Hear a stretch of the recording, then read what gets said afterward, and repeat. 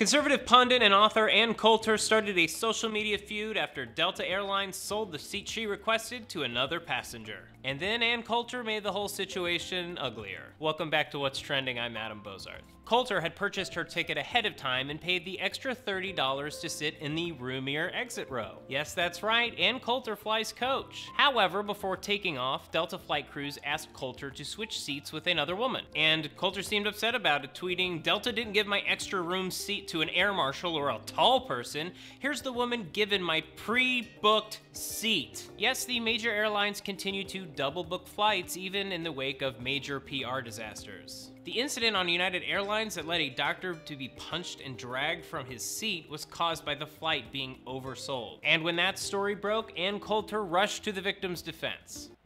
I'm just kidding.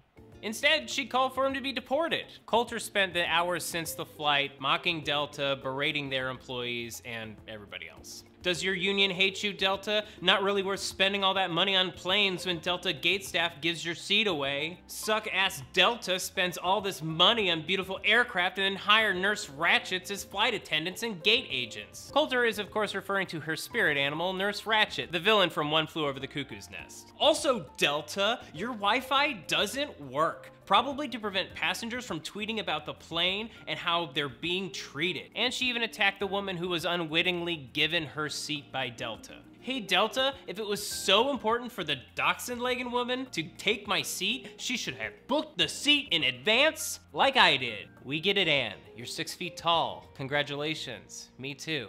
The next day, Coulter had not heard back from Delta, so she went on the tweet attack. Still waiting for an explanation from the brilliant, talented, hardworking staff at Delta. Hey, Joyce on air, can we call Delta CEO Ed Bastian on air tomorrow? You know what this reminds me of? It's when my aunt orders pizza and they get the order wrong and she calls back and she gets like another pizza for free.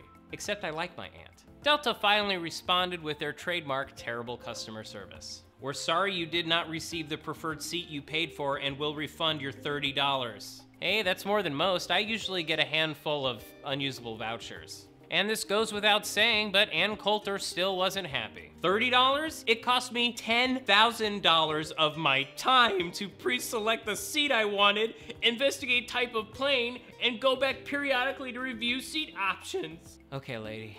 If you're seriously losing 10 grand in your time booking flights, I suggest maybe booking a first class flight. Save yourself 8 grand. Ann Coulter fighting Delta Airlines, it's kind of like Alien versus Predator. It seems like a lot of fun to watch these monsters fight, but in the end, it's pretty terrible.